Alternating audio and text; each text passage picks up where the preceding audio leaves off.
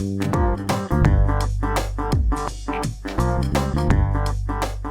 hi everybody, Gary Sinclair. You got 2 minutes?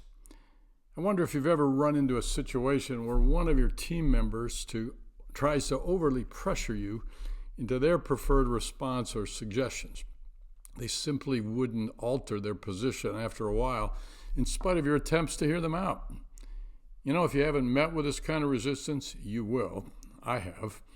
Because you try to work with someone, you help them better grasp the vision, and you pull as much input from them as possible.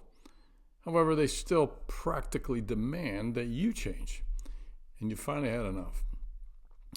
The problem is, your emotions are a bit mixed. You value their past contributions, but their stubbornness is now impeding the progress and the movement forward and a positive outcome. In reality, you'd rather not lose them, and you wonder, what's the fallout going to be if we do lose them? So now what? Well, I have a phrase I've coined that can be helpful here. It's this: if you let it continue, it will. And their dysfunctional responses won't go away by themselves or over time.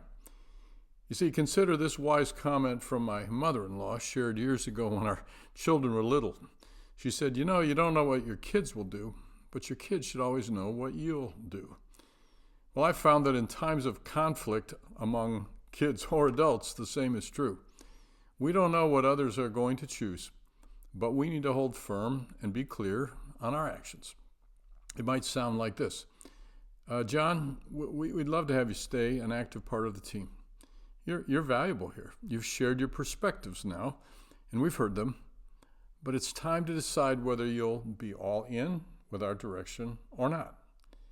So here's the thing. If we don't hear from you by Monday on a change in your perspective and attitude, and that you're on the team, we're going to be seeking a replacement. Frankly, we really hope you'll respond favorably and stay. But I just need to know now what you decide. Think about it, and we'll talk next week. You see, this must be said with an almost matter-of-fact, but I care tone. It's giving them still a choice, but it's also sharing that you value them. But merely hoping that your employee will change on their own time is unlikely. You got to do something. Secondly, they can learn that this is what leaders do. They care about individuals for sure, but the organization as a whole is just as important. In fact, chances are good that if they respond well, you may actually save their ultimate career or longevity, because you know what? They heard the hard things from you right now.